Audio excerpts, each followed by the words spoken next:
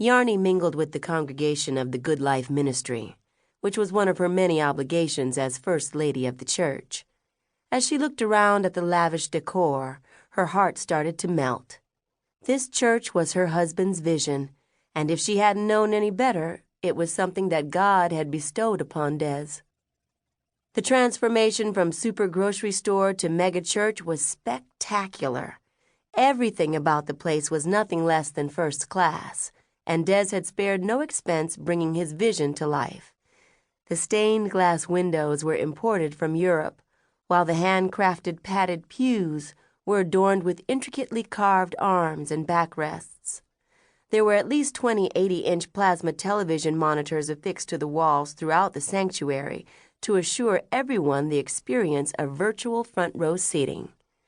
The pulpit was a huge stage fit for a Grammy Award-winning artist. To the lower right of the pulpit is where the church musicians assembled. Yarni was proud of what her husband had built, and she was equally ashamed of the blood money that funded it.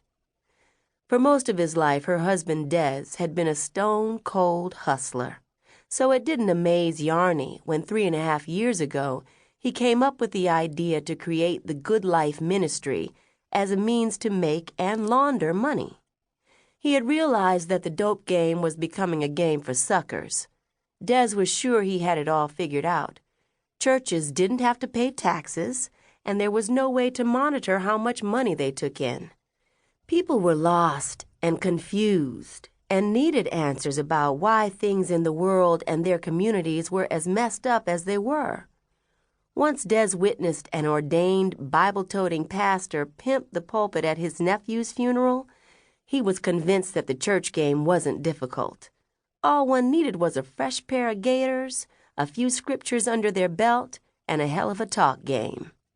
Well, Des had 2 of the 3 on lockdown, and learning the Bible inside and out didn't take him long at all. In the beginning, Yarni didn't approve and was furious about Des making a mockery of people's faith, but she eventually realized her opinion wasn't going to change his mind.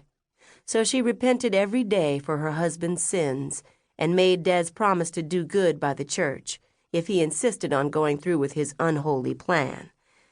As always, he exceeded her expectations.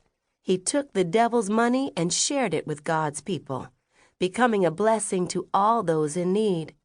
He paid bills for those who had gotten behind, bought air conditioners for the elderly in the summer, school supplies for the kids, made Thanksgiving and Christmas jump off for the less fortunate, sponsored summer trips for the kids, donated trucks of food, and offered 24-hour child care for working mothers.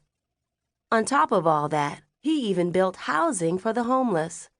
His example of giving was outstanding, and his rapidly growing congregation respected and loved him for his contributions to the underdog. He made the Good Life Ministry a necessity, a movement, where they took care of their own and the neighborhood. The ex-junkies and drug dealers could relate to him. They understood, adored, and cheered him on. They weren't fooled into believing he was a reborn saint, nor did he ever try to swindle them into thinking that. He had simply shared his past, his testimony, with the people. Just in case anybody tried to dig up unturned dirt on him, he'd practically handed them the shovel. The fewer secrets a man has, the less likely a chance of those secrets being revealed. Des was the first to admit he wasn't an angel who had fallen down from heaven. But what made him stand out from other preachers was that he was giving at a time when everyone else seemed to be taking. That made him a savior in his sheep's eyes. 1/3 of the congregation was made up of older members. The elderly people had joined Des's church because it reminded them of the old days, when a neighborhood church actually stood for something. Most new churches seemed to start out in the hood, but as soon as the going got good, they started a building fund to move the church as far away as they could.